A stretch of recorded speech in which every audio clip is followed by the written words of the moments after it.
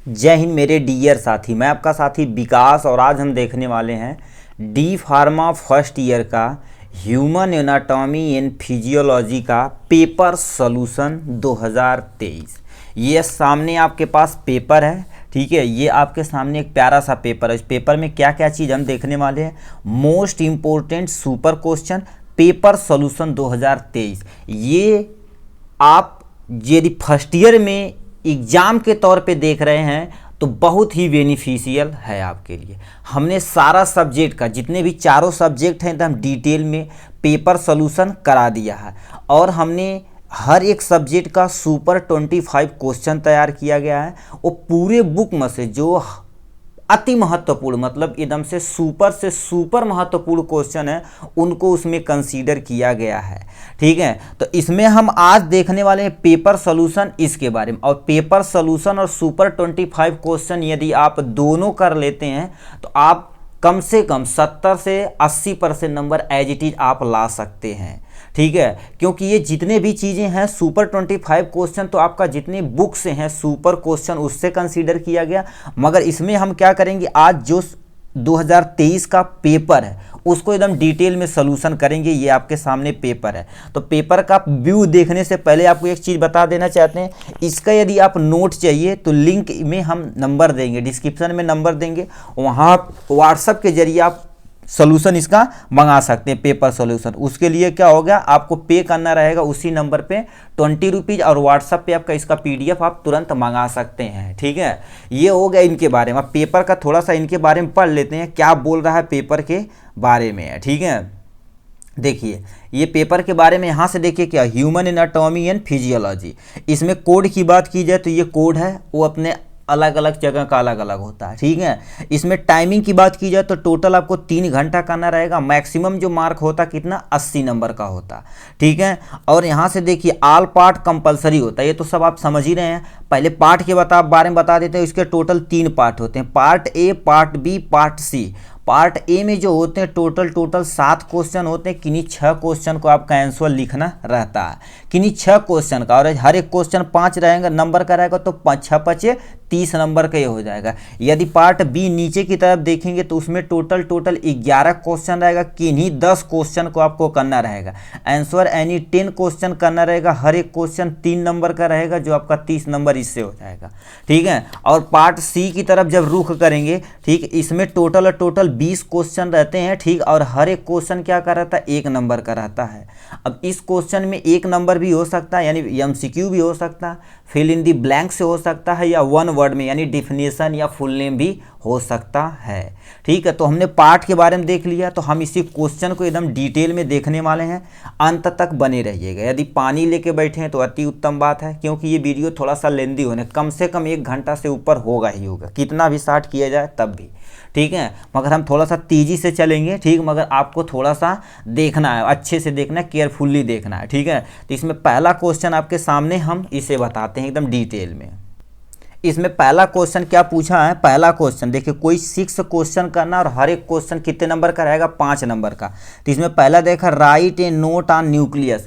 Cell आप detail में, please आपसे अनुरोध है सेल आप पढ़ लीजिएगा, ठीक, एकदम डिटेल में। इसमें पूछा गया था न्यूक्लियस पे शॉर्ट नोट और माइटोकांड्रिया, यानी सेल जब पढ़ना तो उसमें माइटोकांड्रिया और न्यूक्लियस सबसे मेन चीज़ें होती हैं, इसे जरूर पढ़िएगा। उसका स्ट्रक्चर भी ना, इस साल यानी 2023 का ये जो पेपर है इसमें पूछा न्यूक्लियस का रखा, right a note on nucleus. Nucleus पे आपको नोट लिखना, 60 नोट मतलब 4 लाइन का नहीं लिखना, क्योंकि 5 नंबर का, तो कम से कम 1 पेज से 1.5 पेज आपको लिखना रहेगा, ठीक है। तो यहाँ पर देखिए पार्ट ए, देखिए पार्ट ए कोई भी स्टार्ट करते हैं, चाहे पार्ट ए आप स्टार्ट करते हैं चाहे पार्ट बी स्टार्ट करते हैं, कोई टेंशन नहीं। जिस पार्ट को यदि आप स्टार्ट कर रहे हैं तो उस पार्ट को सबसे पहले ऊपर आप लिख सकते हैं, ठीक है। उसे यदि लिख देंगे तो यहाँ से आप क्या करेंगे, एग्जामिनर जान जाएगा कि ये अच्छा ये लड़का पार्ट ए, और ये सारी चीज़ें यहाँ से करना स्टार्ट कर दीजिएगा, ठीक है। तो ये रेड पेन से जो लिखा गया प्लीज़ इसको न लिखिएगा, आपको लिखिए क्वेश्चन एंड आंसर ऐसे लिखिएगा, और न्यूक्लियस हेडिंग डाल के जो भी चीज़ें रहेंगी आप लिखना स्टार्ट करिएगा। क्वेश्चन नहीं लिखा जाता एग्जाम में, ठीक है। तो सबसे पहले न्यूक्लियस होता क्या, इनके बारे में सुनिए। देखिए अब यहाँ से जितने भी पॉइंट वाइज हैं यदि आप नोट करते हैं तो अति उत्तम बात है, ठीक है। एग्जाम से पहले देख रहे हैं 1 आध महीने या ठीक है। और यदि नज़दीक आ गया तो आप PDF भी मंगा सकते हैं, कोई टेंशन नहीं। यदि आप नोट करते तो अति उत्तम बात है, ठीक है। और देखिए बायो में एक चीज़ और बता देते हैं, यदि HAP पढ़ रहे हैं तो एग्जाम में जब जाइएगा तो क्या करिएगा, यानी स्ट्रक्चर के जरिए समझाइएगा तो बहुत अच्छी बात है, क्योंकि स्ट्रक्चर के जरिए आप बहुत सारा चीज़ समझा सकते हैं और बता सकते हैं। तो स्ट्रक्चर यदि हो सके तो लगभग में बनाइएगा।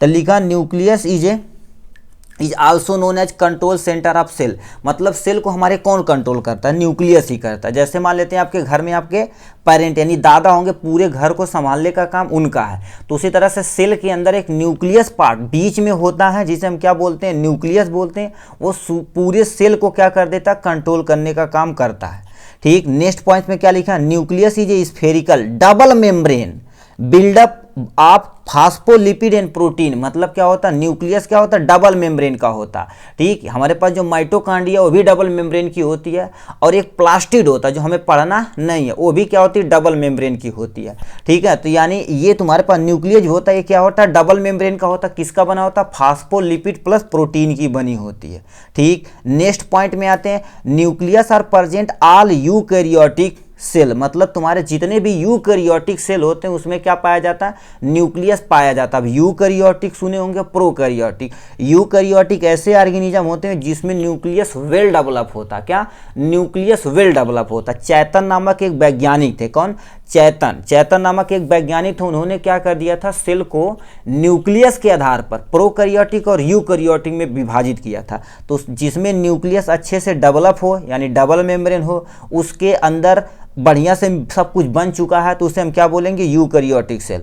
मगर तुम्हारे पास क्या होता है, एक मैच्योर RBC के पास कोई न्यूक्लियस नहीं होता, इसे आप अंडरलाइन कर लेगा, मैच्योर RBC के पास कोई न्यूक्लियस नहीं होता। नेक्स्ट पॉइंट में क्या लिखा, nucleus have chromatin that combine with histone protein forming chromosome, मतलब क्या होता है, न्यूक्लियस के अंदर एक थ्रेड लाइक स्ट्रक्चर होता है, मतलब एक धागे जैसी संरचना होती है, वो क्या कर, उसी को हम क्रोमेटिन बोलते हैं, जो आगे चल के हिस्टोन प्रोटीन से बाइंड करके क्रोमोसोम का फॉर्मेशन करती with the help of DNA, ठीक है।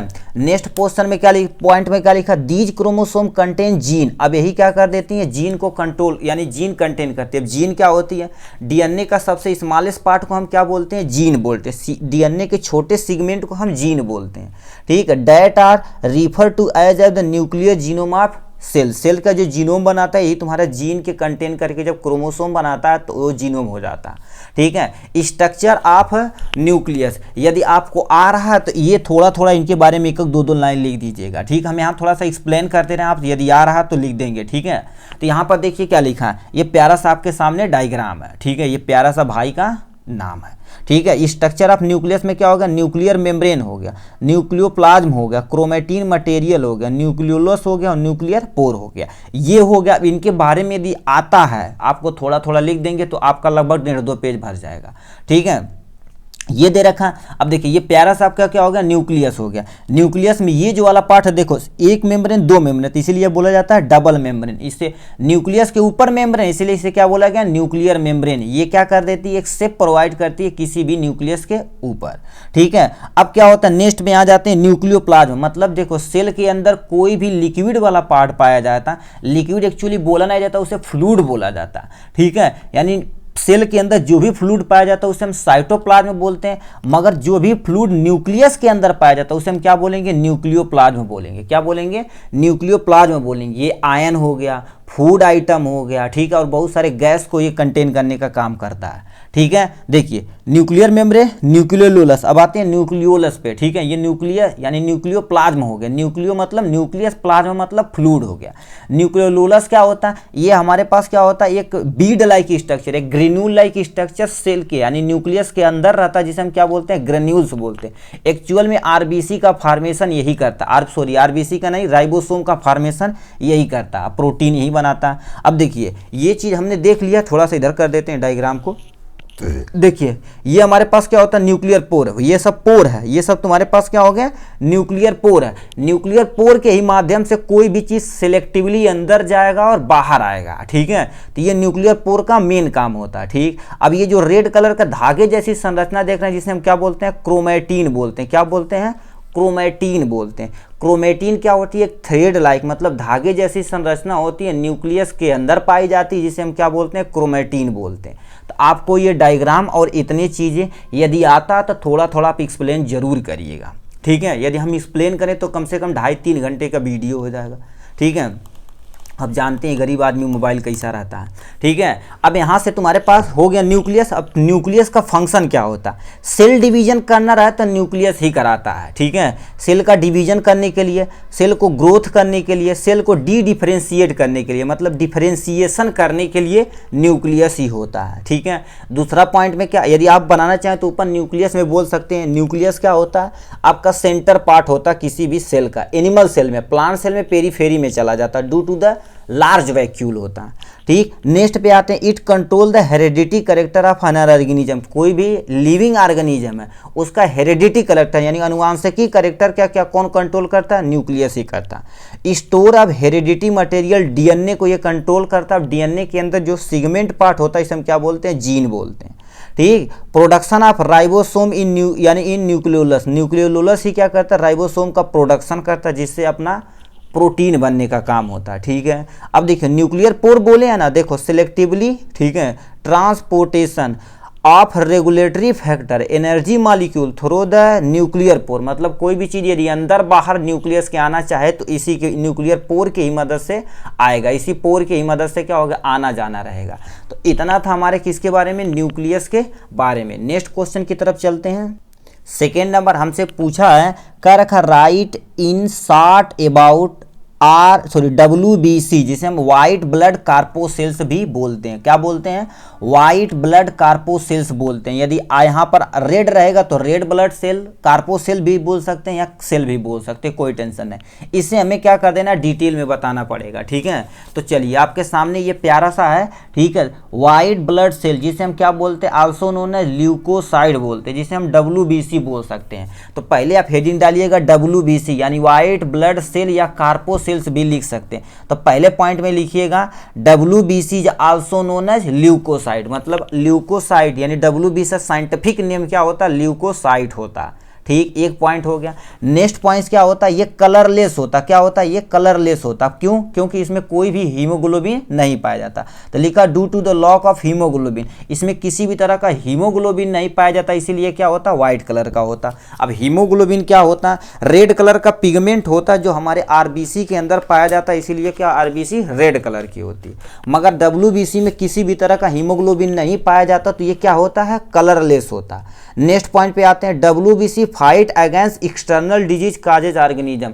कोई भी लिविंग ऑर्गेनिज्म या कोई भी पैथोजन या कोई डिजीज काजेज करने वाला ऑर्गेनिज्म हमारे शरीर की यदि इंटर करता है तो WBC सबसे पहले उसे लड़ता है। जैसे हमारे देश को बचाने के लिए हमारे वीर जवान सोल्जर हमारी रक्षा करते हैं हमारी देश की, उसी तरह से हमारे अंदर क्या होता है?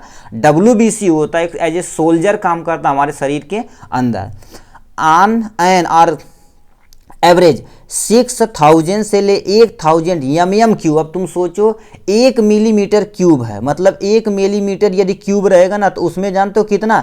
यानी 6000 से 8000 तुम्हारे पास WBC प्रेजेंट रहते 1 मिली mm क्यूब के अंदर, मतलब एक क्यूब है उसी के अंदर, वो भी कितना?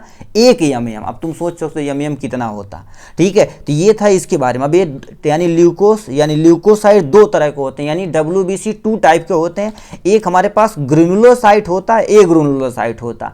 अब यही तुम्हें क्या कर देना, तुम्हें चाहो तो और बहुत सारा बना सकते हो इसी के बे, ठीक है। तो ग्रेनुलोसाइट मतलब क्या होता है? देखिए आपका ये मान लेते हैं आपकी कौन हो गई? ये WBC हो गए।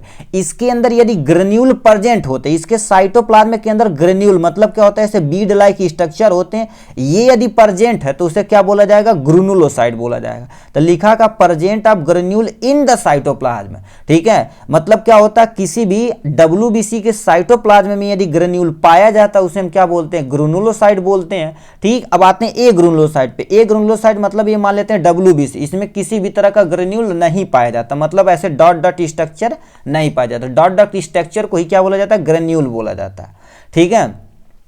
ए ग्रेनुलोसाइट क्या होता है, absence of granulocyte in granules in the cytoplasm, इनके साइटोप्लाज्म में किसी भी तरह का ग्रेन्यूल नहीं पाया जाता है, ठीक है, ये हो गया। तो यानी बोलेंगे ल्यूकोप्लास्ट टू टाइप का होता है, ग्रेनुलोसाइट और ए ग्रेनुलोसाइट। ग्रेनुलोसाइट में जिसमें ग्रेन्यूल प्रेजेंट होता है, ए ग्रेनुलोसाइट जिसमें ग्रेन्यूल नहीं प्रेजेंट होता, ठीक। ग्रेनुलोसाइट को फर्दर डिवाइड किया गया, यानी नाइट्रोफिल होता है, इस्नोफिल होता है, बेसोफिल होता है, ठीक है।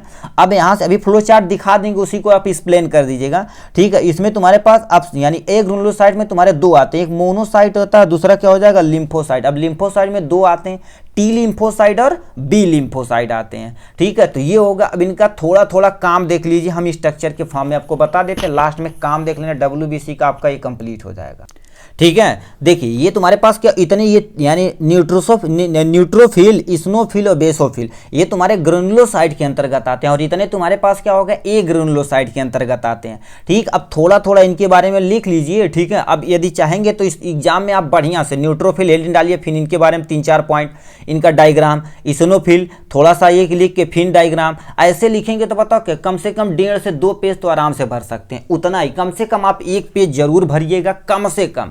देखिए पेज भरने से नहीं होता, मेन कंटेंट लिखने से होता कि कंटेंट क्या लिखे, कहानियां नहीं, ठीक है। तो ग्रेनुलोसाइट में आप न्यूट्रोफिल जो देखें तो इसमें ग्रेन्यूल है, ग्रेन्यूल है, ग्रेन्यूल, देखो बीड लाइक स्ट्रक्चर बनाई कि नहीं, इसमें कोई भी डॉट हम नहीं बना रहे क्योंकि ये ए ग्रेनुलोसाइट है। इसमें नेट्रोफिल क्या होता, मल्टीपल लोब न्यूक्लियस होता, मतलब ये जो न्यूक्लियस है इस शेप का बनाया गया ना, ये न्यूक्लियस है, इसमें मल्टीपल लोब, कईयों लोब होते हैं, इसलिए क्या बोला जाता है, इसे मल्टीपल लोब बोलेगा, ठीक। इसमें देखो क्या दिया, पोल, जो पोल यानी सॉरी पेल रेड कलर का या ब्लू कलर का साइटोप्लाज्म में ग्रेन्यूल देखने को मिलते हैं। कहने का मतलब इनके जो ग्रेन्यूल में, ठीक है, रेड कलर या ब्लू कलर के ये जो डॉट डॉट है इस रेड या ब्लू कलर के होते हैं, ठीक है। एसिन का ओ यानी इस्नोफिल क्या होता है, इस्नोफिल क्या होता है, बाई लोब न्यूक्लियस होता है, एक लोब दो लोब न्यूक्लियस होता है, इसलिए क्या बोला जाता है, बाई बोला जाता है।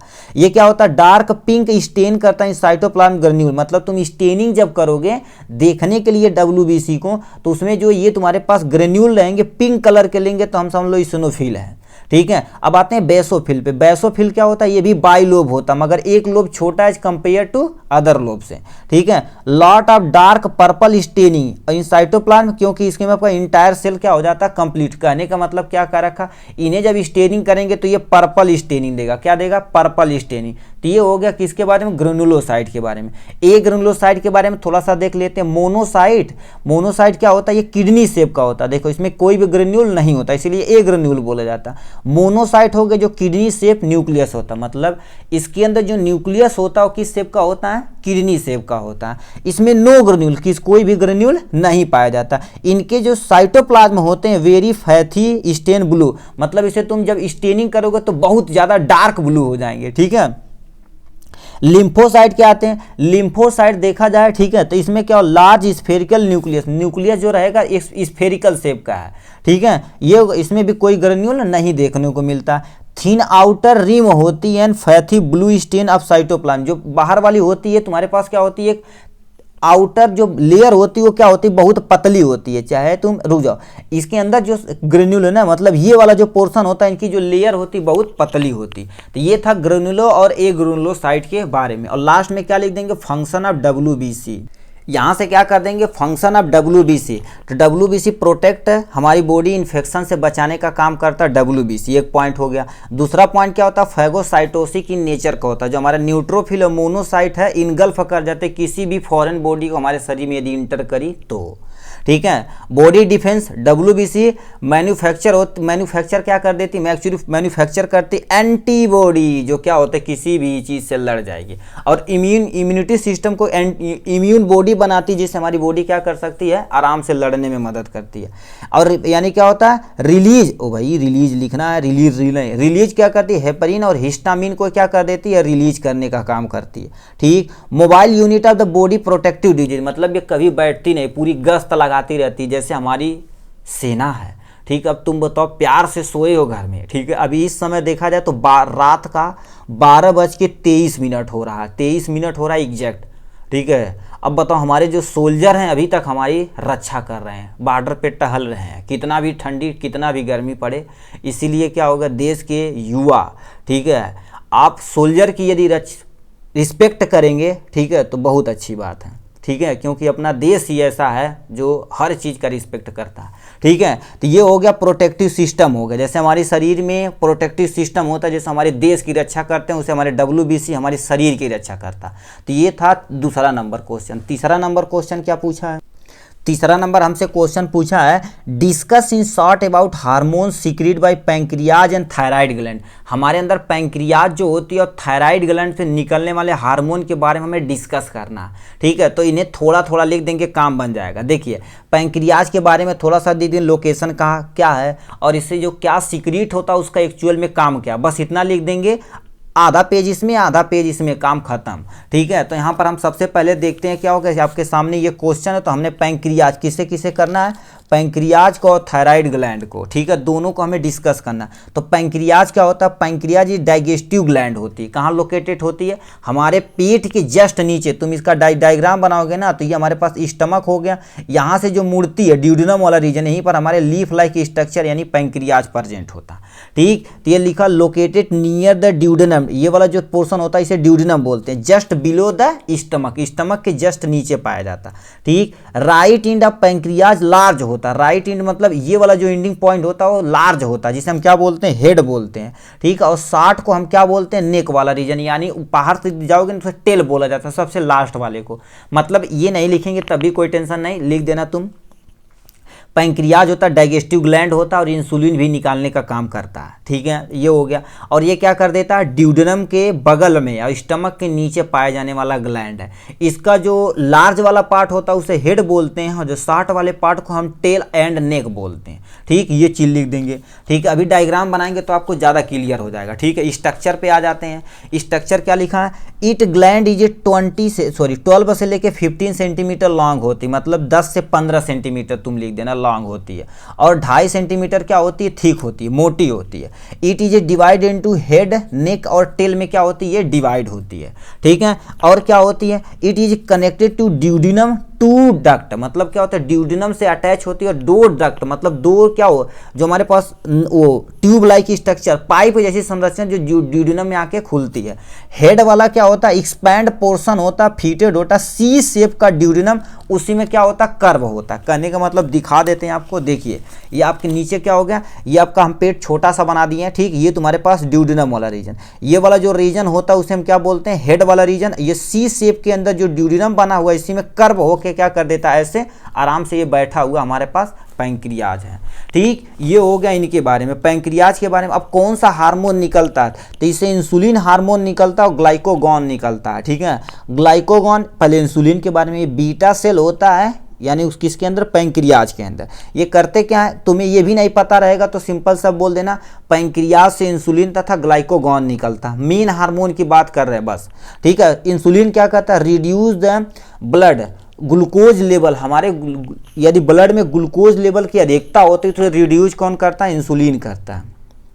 ठीक है, और increase the amino acid uptake cell और प्रोटीन सिंथेसिस, मतलब क्या कहता सेल को तुम अमीनो एसिड लो, प्रोटीन बनाओ, यानी प्रोटीन सिंथेसिस का काम इंसुलिन करवाता है। ठीक है, अब ग्लाइकोगॉन क्या करता है? Maintain concentration. ठीक है, concentration level of glucose into the blood, मतलब ये क्या करता है? रिड्यूस करता है और ये मेंटेन करता है। ठीक है, मेंटेन करता है, ग्लाइकोगॉन हो गया। मतलब पैंक्रियाज से दो चीज निकलती, उनके हार्मोन के बारे में बता देना। ठीक है, मतलब उनका लोकेशन, डायग्राम, ये सारी चीज बता देंगे, थोड़ा थोड़ा लिख देंगे, काम खत्म। ठीक, तो हमसे दो चीज पूछा था, पैंक्रियाज के बारे में और थायराइड। पैंक्रियाज के बारे में, पैंक्रियाज हो गया, फिर स्ट्रक्चर हो गया, कौन हार्मोन निकला, उसका हार्मोन का काम हो गया। ठीक है, अब यहाँ से आ जाते हैं किस पे? थायराइड पे। अब थोड़ा सा तेजी से चलते हैं। Thyroid gland largest endocrine gland होती। इंडोक्राइन ऐसी ग्लैंड होती जो अपने हार्मोन को, ठीक है, अपने हार्मोन को डायरेक्ट ब्लड के अंदर इंजेक्ट निकलती हैं विदाउट डक्ट।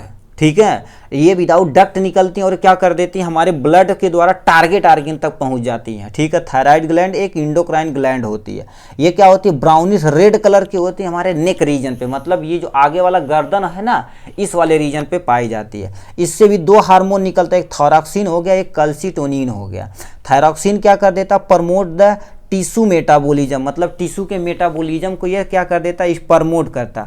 ग्रोथ और डिफरेंशिएशन ऑफ सेल, ठीक है, जो हमारी ग्रोथ होती है थायराइड ग्लैंड ही कंट्रोल करती है। यदि ज़्यादा होगी तो हाइपरथायराइडिज्म बोल देंगे, यदि कम होगी तो उसे हम क्या बोलेंगे? हाइपोथायराइडिज्म बोल देंगे। ठीक है, कैल्सिटोनिन क्या कर देता, कैल्सिटोनिन भी देखा जाए तो एक तरह का हार्मोन होता। ये क्या करते हैं, हमारे जो मसल हैं और हमारी जो ब्लड है उनसे क्या कर देते हैं, ये कैल्शियम आयन को पकड़ते हैं और हड्डी में चिपका देती हैं। ठीक है, तो ये कि लिखा क्या होगा, promote momentum of calcium ion from blood और मसल टू द बोन। मतलब क्या कर देती है, हमारे जो भी मसल में, ठीक है, मसल में और बोन में हमारे पास जो भी कैल्शियम आयन प्रेजेंट होते हैं, मतलब खाते हैं तो ब्लड में मिक्स होता, तो ब्लड से एब्जॉर्ब करके हड्डियों में ऐड कर देता, कौन, कैल्सिटोनिन हो गया। ठीक है, ये हो गया। अब इसका डायग्राम, दोनों का डायग्राम यहाँ से देख सकते हैं, ये हो गया। ठीक है, ये बटरफ्लाई शेप होता है जो हमारे नेक वाले रीजन पे पाया जाता है। ठीक है, यहाँ से क्या होता है, ऐसे नेक वाले रीजन पे पाया जाता है। ठीक है, नेक वाले रीजन पे पाया जाता है ये।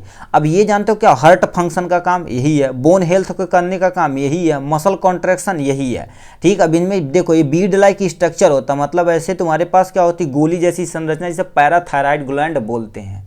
ठीक है, ये तीसरा क्वेश्चन था। चौथे क्वेश्चन की तरफ रुक करते हैं भाई। ठीक है, चौथा नंबर हमसे क्वेश्चन पूछा है, कह रखा define blood pressure. Blood pressure क्या होता है, give its normal range. Normal range क्या होता है और कौन सी ऐसी ऑपरेटिंग इंस्ट्रूमेंट है जो ब्लड प्रेशर को क्या कर देती है, रिकॉर्डिंग करती है। ठीक है, ब्लड प्रेशर को रिकॉर्डिंग करती है। जैसे आप नपवाने जाते हैं ना, कहते हैं आपका ब्लड प्रेशर इतना है, तो ब्लड प्रेशर होता क्या है, नॉर्मल रेंज क्या होता है और उसे किस इंस्ट्रूमेंट से हम मेजर करते हैं, बस इतना लिखना। तो जैसे जैसे पूछा जाएगा वैसे लिखिए। देखिए, तो हम ब्लड प्रेशर पे हेडिंग डाल दिए तो पहले डिफिनेशन लिख देते हैं। पहले सुनिए, ब्लड देखा जाए फ्लूइड कनेक्टिव टिश्यू है। क्या हो गया, फ्लूइड कनेक्टिव टिश्यू है।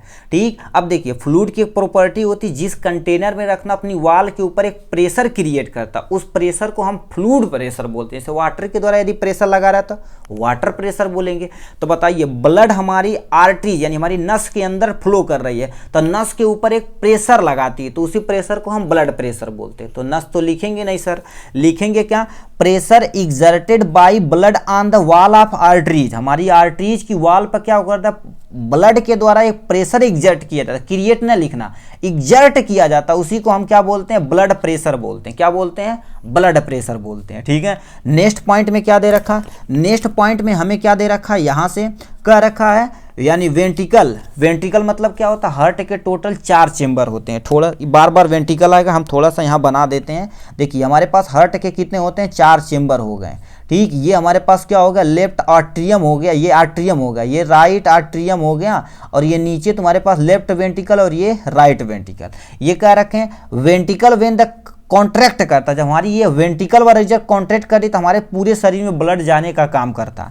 तो वेंट्रिकल जब कॉन्ट्रैक्ट करती है तो when blood is a pump into the aorta, ये ऑर्टा की मदद से पल्मोनरी आर्टरीज के द्वारा क्या कर देती है, पूरे प्रेशर से क्या होगा, साथ तक ले जाती है। तो उस प्रेशर को हम सिस्टोलिक प्रेशर बोलते हैं। क्या बोलते हैं, सिस्टोलिक प्रेशर। कहने का मतलब ये देखो, ये हमारे पास मान लेते पूरा शरीर है, तो यहाँ से क्या करेगा, ब्लड पहले यहाँ पर इंटर करेगा। ठीक, एयर ऑक्सीजन इंटर करेगा, इस वाल की मदद से इसमें आएगा, तो ये क्या करेगा, हमारे पूरे शरीर में क्या होगा, प्रेशर के द्वारा, और ये जो ले जाएगा तो इसे हम क्या बोलते हैं, ऑर्टा बोलते हैं। अब ऑर्टा में जो क्या होता है, प्रेशर यदि हार्ट का कॉन्ट्रैक्ट करेगा तो प्रेशर ज्यादा रहेगा, तो उसे हम प्रेशर को सिस्टोलिक प्रेशर बोलते हैं। कौन सा प्रेशर, सिस्टोलिक प्रेशर। अब कोई पूछेगा सिस्टोलिक क्या होता है, जब हमारा हार्ट कॉन्ट्रैक्ट करता, क्या कर देता, कॉन्ट्रैक्ट करता, तो उसे हम क्या बोलते हैं, सिस्टोलिक प्रेशर बोलते हैं। ठीक है, नेक्स्ट पॉइंट में, it is equal to the pressure exerted by the column. ठीक, उस प्रेशर को बताओ, ज्यादा प्रेशर रहता तो हम क्या लिख दें, 120 mmHg लिख दें। मतलब जब हमारा हार्ट कॉन्ट्रैक्ट मतलब पिचकता है। ठीक है, जैसे मान लेते, देखो ये हमारे पास मोबाइल का कवर है, इसे जब दाब दिए तो समझ लो तो क्या हो गया, सिस्टोलिक होगा। बताओ, दाबे हैं, इसे तुम बाटल मानो, इसके अंदर जो पानी है क्या करे, यदि तुम दाब दोगे तो ये पानी प्रेशर क्या होगा, आगे की तरफ, इधर देखो आगे की तरफ भेजेगा तेज से कि नहीं, तो इसमें प्रेशर ज्यादा रहेगा क्योंकि इसे हम दाबे हैं। तो यहां पर प्रेशर कितना है, 120 mmHg है। समझ में आया कि नहीं, ये हो गया।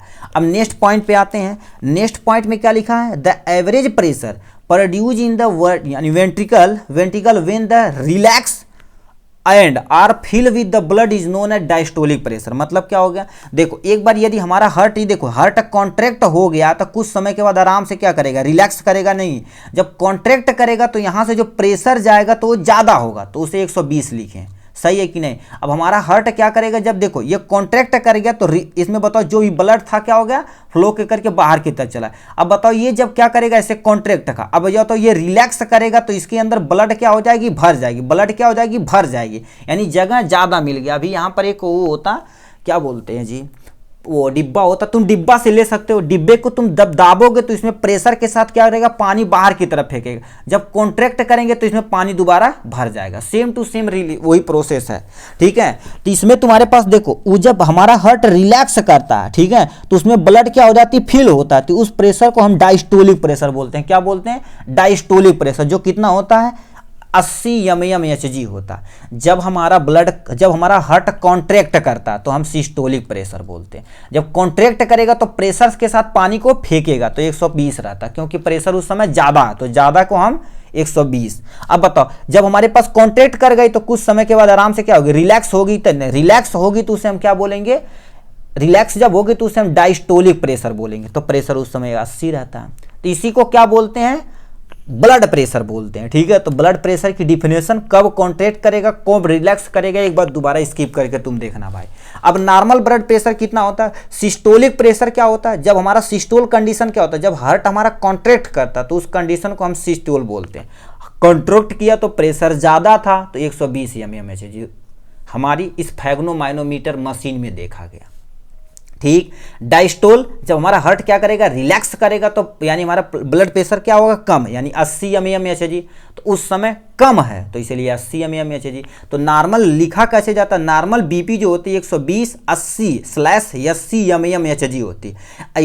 ये तुम्हारे पे 120 जो होती है सिस्टोलिक प्रेशर, 80 जो होती है डायस्टोलिक प्रेशर, जो यहाँ सामने तुम्हारे दिया गया। अब कभी कभी हमारा ब्लड प्रेशर ज़्यादा भी हो जाता है, ठीक है, ज़्यादा हो जाता है। यदि ज़्यादा हो जाता है तो उसे हम हाइपर टेंशन बोलते हैं। If the blood pressure above 140, या तुम इसे एग्जैक्ट नहीं याद है तो हमारा बोलेंगे increase the blood pressure is known as hypertension. जब हमारा ब्लड प्रेशर इंक्रीज करता है तो उसे हम हाइपर टेंशन बोलते हैं। जब ब्लड प्रेशर हमारा घटता है यानी डिक्रीज करता है तो उसे हम हाइपोटेंशन बोलते हैं। हाइपर मतलब ज़्यादा, हाइपो मतलब कम, टेंशन मतलब तुम प्रेशर से समझो, ठीक। टेंशन कम मिलती जब ब्लैक लिस्ट में नंबर पड़ जाता भाई, ठीक है कि नहीं, बहुत सारे लोग होंगे ठीक है। ये हो गया इनके बारे में। अब लिखा क्या हो गया, अब देखो यहाँ पर हमने जो पूछा था नॉर्मल रेंज भी बता दिया। कह रखा BP measure by instrument is known as sphygmomanometer. आप आंख बंद करके, ठीक है, आंख बंद के स्फेग्नोमानोमीटर बोलिए, और यदि हो सके तो आप कमेंट में एक बार इसे टाइप जरूर कर दिए, ठीक है। क्योंकि हम जब एग्जाम देते थे तो ये सेशनल, थर्ड सेशनल में पूछा गया था, तो स्पेलिंग हम गलत करके आए थे तो आधा नंबर मिला था, ठीक है। पूछा गया था BP measured by an instrument is known as ... कर दिया गया यहीं पर, ठीक है। तो एक बार इसे स्पेलिंग जरूर लिखिएगा, जो गलतियां हम किए उसे आप जरूर मत करिएगा, ठीक है। तो ये होगा स्फेग्नोमानोमीटर। ये चौथा क्वेश्चन। नेक्स्ट क्वेश्चन की तरफ चल, ठीक है। तो हम नेक्स्ट क्वेश्चन की तरफ चलते हैं। 5वें नंबर पे कह रखा right a brief note on nephron. Nephron पे तुम्हें क्या कर देना, नोट लिखना डिटेल में। नेफ्रॉन क्या होता है, हमारे पास जो किडनी होती है उसके सबसे structural and functional unit of kidney is known as nephron होती है। तो नेफ्रॉन के बारे में हमें डिटेल में पढ़ना है, ठीक है। तो नेफ्रॉन के बारे में यहाँ दे रखा, नेफ्रॉन की डिफिनेशन तुम लिख दो, nephron is the basic structural and functional unit of kidney. जैसे हमारे शरीर की सबसे छोटी यूनिट क्या होती है, सेल होती है, उसी तरह से किडनी की सबसे स्मॉलेस्ट यूनिट क्या होती है, नेफ्रॉन होता है। Each kidney have the million of nephron present होते हैं, मतलब हर एक किडनी के बाद एक दो नहीं मिलियन ऑफ नेफ्रॉन तुम्हारे प्रेजेंट होते हैं हर एक किडनी के अंतर। अब तुम सोचो फिल्ट्रेशन कितना वीआईपी तरीके से करते हैं, ठीक है। It regulate the concentration of sodium, glucose, water level in urine. हमारे यूरिन के अंदर कितना सोडियम लेवल है, कितना ग्लूकोज लेवल है, कितना वाटर लेवल, उसे जो मेंटेन करता कौन करता, नेफ्रॉन ही करता। अब नेफ्रॉन का क्या हो जाएगा, प्यारा सा स्ट्रक्चर आपके सामने ये रहा, ठीक है। देखिए सबसे पहले बताओ एफरेंट आर्टरियोल से ब्लड क्या कर देता है, इंटर करता। देखिए यहाँ से हमारा क्या हो गया, ब्लड इंटर किया, ब्लड इंटर किया तो ये जो ऐसे कैप लाइक स्ट्रक्चर है, ये जो ब्लू कलर का दिखाया गया है, ठीक है, ये जो दिखाया गया तो इसे क्या बोलते हैं, बाउमैन कैप्सूल बोलते हैं। क्या बोलते हैं, बाउमैन कैप्सूल बोलते हैं। और ये जो रेड कलर का रहता है इसे हम क्या बोलते हैं, ग्लोमुरल बोलते हैं, ठीक है, ग्लोमुलरस बोलते हैं, ठीक है।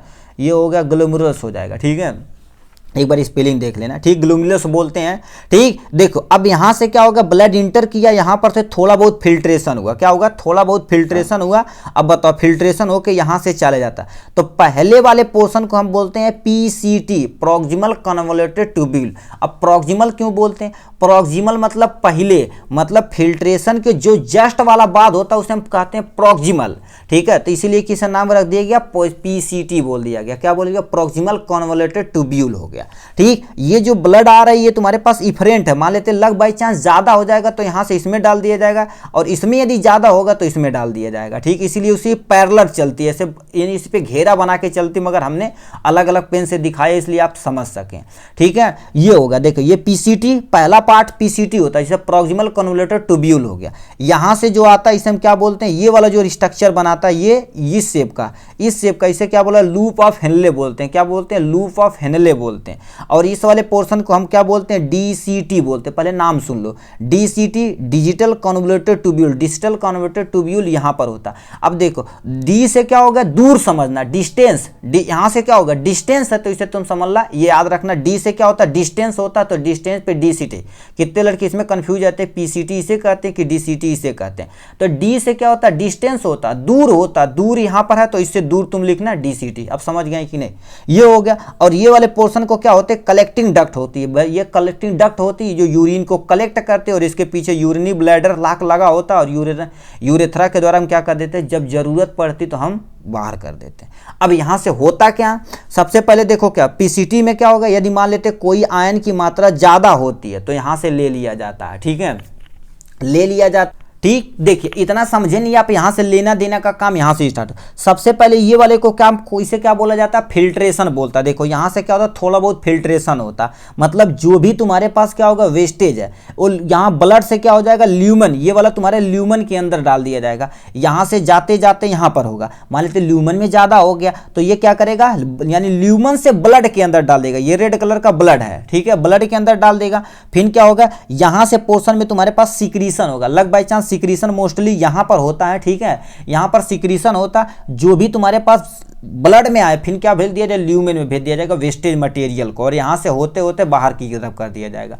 तो 3-4 स्टेप होता है, वो स्टेप का देख लीजिए, और काम क्या होता है, नेफ्रॉन का बस काम खत्म हो जाएगा। ठीक, तो ये हमारे पास टोटल इतने स्टेप है। देखो कहीं कहीं अल्ट्रा फिल्ट्रेशन, ट्यूबुलर फिल्ट्रेशन लिखा, तो आप ज़्यादा टेंशन नहीं, क्योंकि एग्जाम यदि करीब है तो आप दूसरे डिटेल में देखने के लिए हमारे वीडियो पे प्रेजेंट है।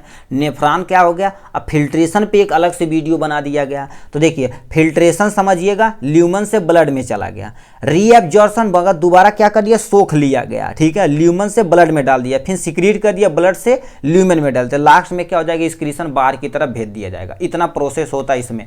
अब फंक्शन क्या होता, कि नेफ्रॉन का फंक्शन क्या होता, किसी भी वेस्टेज प्रोडक्ट को, हमारी बॉडी वेस्टेज तो रख नहीं सकती है। ठीक है, अब बताओ वेस्टेज को नहीं रख सकते, उसे क्या करिए, बाहर निकालने के लिए नेफ्रॉन का काम होता। बैलेंस द बॉडी फ्लूइड, अभी बोले सोडियम, ग्लूकोज, वाटर लेवल को बैलेंस करता, तो ये बैलेंस द बॉडी फ्लूइड को यही बैलेंस करता। रेगुलेट द ब्लड प्रेशर को भी यही रेगुलेट करता, कौन, नेफ्रॉन करता। अब इसमें जब आप रास मैकेनिज्म पढ़ेंगे इसी किडनी के अंदर, तब उसमें देखेंगे एकदम डिटेल में। सुपर 25 क्वेश्चन इसी के लिंक में डाल दिया जाएगा। ठीक है, आप यहाँ से रेगुलेट करता वो भी, तो मतलब इतना तुम्हारे क्या हो गया, फंक्शन के बारे में। तो हमारा 5वां क्वेश्चन यहीं पर खत्म होता है। 6ठे क्वेश्चन की तरफ रुक करते हैं। देखिए अब बार बार दिखाएंगे, क्या डायरेक्ट कर देते हैं। ठीक है, यहाँ पर देखो क्या रखा, right a note on menstruation. Menstruation मतलब क्या होता है, पीरियड समझते हो कि नहीं, जो फीमेल में आता है। ठीक है, उसी को क्या बोलते हैं, मेंस्ट्रुएशन बोलते हैं। ठीक है, जिसे मासिक धर्म हिंदी में बोलते हैं।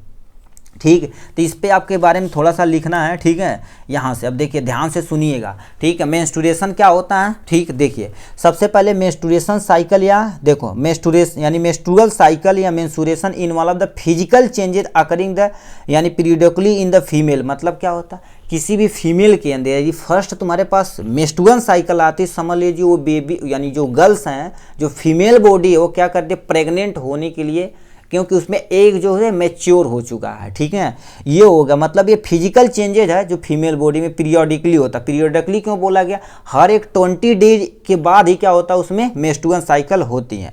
ठीक, ये हो गया। नेक्स्ट में लिखा मेनार्ची फर्स्ट मेंस्ट्रुएशन। ठीक है, मेंस्ट्रुएशन हो जाएगा। ठीक, विच बीगिंग एट प्यूबर्टी 12 से लेकर 15 ईयर तक। मतलब क्या होता है, यदि किसी भी फीमेल बॉडी के अंदर पहला मेंस्ट्रुएशन आता है, पहला मेंस्ट्रुएशन है, तो उस टर्म को हम क्या बोलते हैं, उस टर्म के लिए हम क्या बोलते हैं, मेनार्ची बोलते हैं। क्या बोलते हैं, मेनार्ची बोलते हैं। यदि पहला पीरियड आता है तो अब वो एज पे डिपेंड करता है, फिर टेम्परेचर वगैरह पे डिपेंड करता है। यहाँ पे 12 से 15 ईयर होता है, कहीं कहीं बुक में आप यहाँ से 14 से लेकर 16 तक दिया रहता है, वो आप वेरी करता है, ठीक है, क्योंकि हर एक कंट्री का क्या होता है, अलग अलग टेम्परेचर होता है, उस पर वो डिपेंड करता है। ठीक, जो पहला पीरियड आता है उसे यानी मीनार्ची बोलते हैं। नेक्स्ट तुम्हारे पास क्या होता है, मीनोपॉज होता है। मीनोपॉज मतलब क्या होता है, जब किसी भी फीमेल बॉडी के अंदर जो सबसे लास्ट वाली, अब उसके बाद वो मेंस्ट्रुअल साइकिल कभी भी नहीं होगा।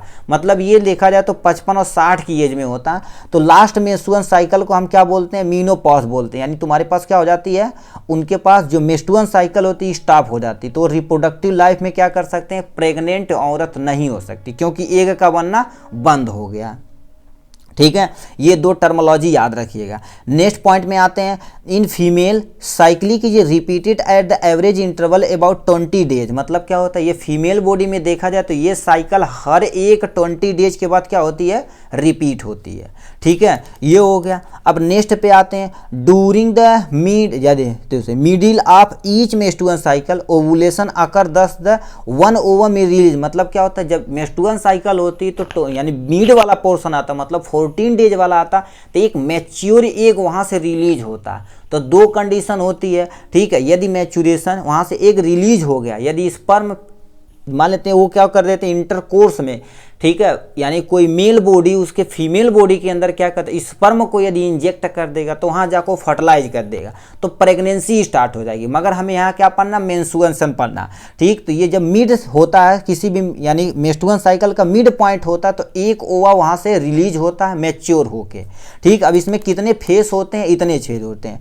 मतलब 28 डेज का क्या होता है, देखिए मेंस्ट्रुअल जो फेज होता है कितना होता है, 1 से लेके 5 दिन तक होता है। उसके बाद फॉलिकुलर फेज होता है, मतलब इसमें एस्ट्रोजन और प्रोगेस्टेरोन, एक डायग्राम हम इसी के, ठीक है, जब आप पीडीएफ लेंगे तो उसी में हम क्या कर देंगे, इंक्लूड कर देंगे। एक डायग्राम देख लीजिएगा, कब एस्ट्रोजन लेवल इंक्रीज करता है, कब डिक्रीज करता। फॉलिकुलर हार्मोन क्या होता है, FSH, LSH, ये बहुत सारे हार्मोनल होते हैं जो अपना काम करते हैं। तो कितना होता है, 1 से लेकर 13 दिन तक होता। ओवुलेशन फेज कितना होता है, 14 दिन, यानी एग्जैक्ट 14 दिन। इस समय देखा जाए तो इस समय यदि कोई फीमेल बॉडी 14 डेज के यानी इस डेज के मतलब वो क्या कर देती है, 12 से लेके मान लेते हैं 16, इसके बीच में वो क्या कर देती है, इंटरकोर्स करती है किसी भी मेल पार्टनर से, तो उस समय ओवुलेशन पीरियड होता, मतलब एक एग मैच्योर हो सका, तो स्पर्म यदि जाएगा तो उसे फर्टिलाइजेशन करने का चांस लगभग 100% पॉसिबिलिटी होती है। ठीक है, तो इस फेज को हम क्या बोलते हैं, यानी ओवुलेशन फेज बोलते हैं। फिर क्या होगा, ल्यूटियल फेज होता है जो 15 से लेकर 28 तक। इसमें जब वो स्पर्म को नहीं पाता है तो वो क्या कर देता, फॉलिकल बाहर की तरफ आता है, जिससे हमारे यूट्रस की जो वाल होती है जिसे हम इंड्रोमेट्रियम बोलते हैं, उसे काट के क्या कर देगा, बाहर की तरफ कर देता है। ठीक है, ये हो गया इसमें। अब लास्ट में एक फेज लिखा जाता है जिसे हम फर्टाइल फेज कहते हैं, जब स्पर्म इंटर करेगा तो ये लास्ट केस है। ठीक है, ये लास्ट नहीं मान सकते क्योंकि हमें स्पर्म इंटर ही नहीं कराना, तो क्यों ये हम लिखें, यदि लिख देंगे तभी कोई टेंशन नहीं। फर्टाइल पीरियड होता है जब स्पर्म इंटर करेगा तो। ये तुम्हारे पास क्या किसके था, मेंस्ट्रुएशन के बारे में। ठीक, इसमें हम डायग्राम डाल देंगे, ठीक, वहाँ से आप थोड़ा सा जरूर डायग्राम देख लेना, नहीं तो आपके पास NCERT होगी 11th की, तो वहाँ से आप देख सकते हैं, कोई टेंशन नहीं।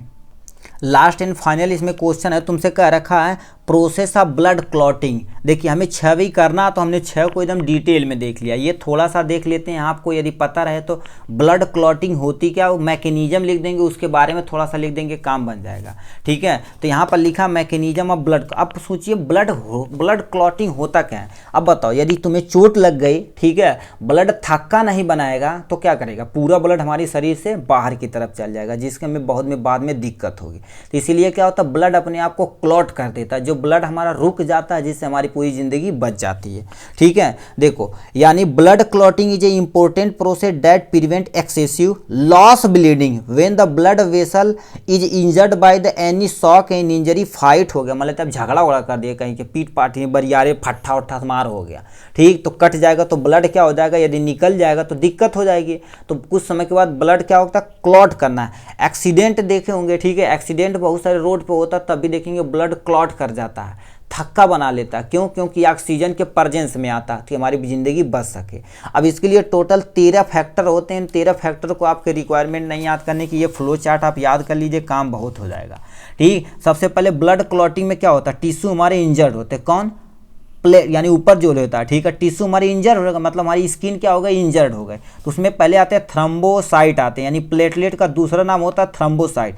ये थ्रोम्बोसाइट एयर के ऊपर, यानी एयर में जब एयर के कांटेक्ट में आते हैं तो क्या बोलते हैं, थ्रोम्बोसाइट थ्रोम्बोकाइनेज में बदल जाते हैं। क्या मतलब, सबसे पहले टिश्यू इंजर्ड हुआ, हमारा प्लेटलेट जो सेल रहता है उसे थ्रोम्बोसाइट सेल बोलते हैं। जब एयर के कांटेक्ट में आता तो क्या हो जाता है, थ्रोम्बोकाइनेज बना देता।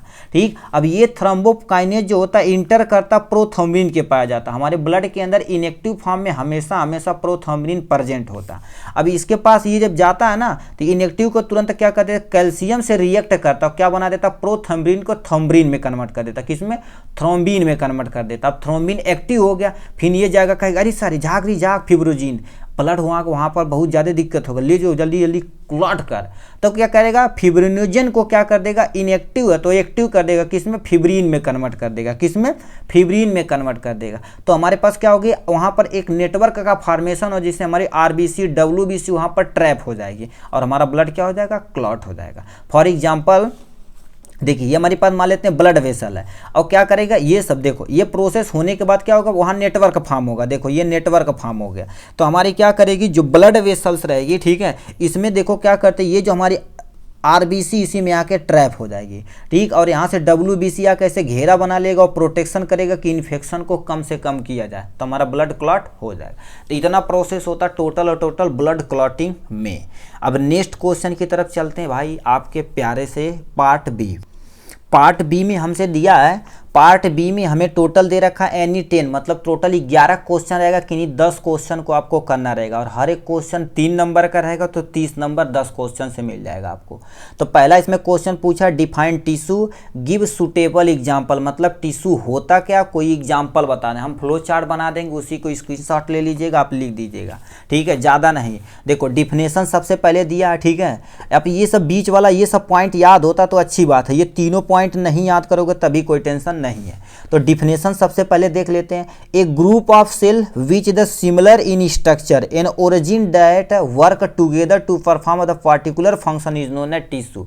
ठीक, मतलब कोई सेल की सिमिलर स्ट्रक्चर होती है, मतलब सेल की जब ग्रुपिंग होती है तो वो सिमिलर स्ट्रक्चर बनाती हैं और यानी एक ओरिजिन की सेम ओरिजिन की होती है, सेम ओरिजिन की होती है, उसी क्या बोलते हैं, टिश्यू बोलते हैं। सिंपल सा लिख देना, ग्रुप ऑफ सेल को हम टिश्यू बोलते हैं। देखिए जब सेल की ग्रुपिंग होती तो टिश्यू बनता, टिश्यू की ग्रुपिंग बनती तो आर्गन बनता, आर्गन की ग्रुपिंग होती तो आर्गन सिस्टम बनता, आर्गन सिस्टम से एक चोमू इंसान बन गए जो सामने आपके बल्ले बल्ले बोल रहा। ठीक, मतलब हमारी पूरी शरीर बन जाती है। ठीक, तो ग्रुप ऑफ सेल को हम क्या बोलते हैं, टिश्यू बोलते हैं।